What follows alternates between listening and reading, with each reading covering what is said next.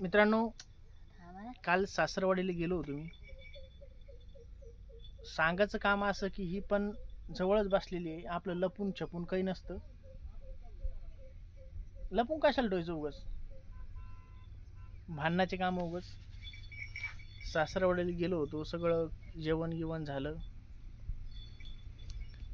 मान सन्मान झाला सगळा. गाडी चालू केली आणि गाडी चालू केली, ते केलं, सगळं केलं, बाहेर आलो आणि मग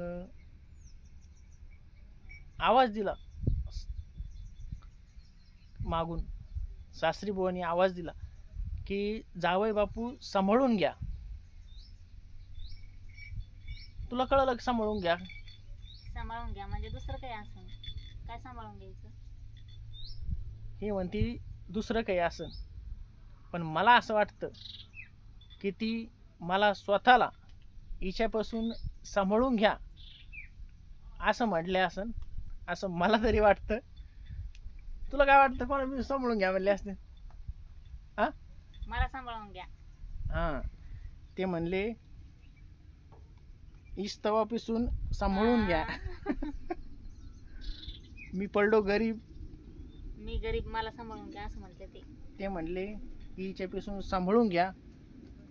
आता आमचीच लेख असल्यामुळे आम्हाला माहिती आहे स्वभाव कसा आहे. कसं आहे मग? आज एवढे वर्ष झाले लग्नाला, माहित नाही का तुम्हाला स्वभाव कसा आहे? तर मित्रांनो, जास्त भांडण लागायला नको, त्याच्यामुळे मी जे आहे ते सांगा आता काय आहे. जे खरं सांगितलं ते तेच. मनाचा उद्देश हेच होता की हिच्यापासून सांभाळून घ्या, भांडणं गिणणं काही करू नका, बस एवढंच बोलायचं होतं. धन्यवाद.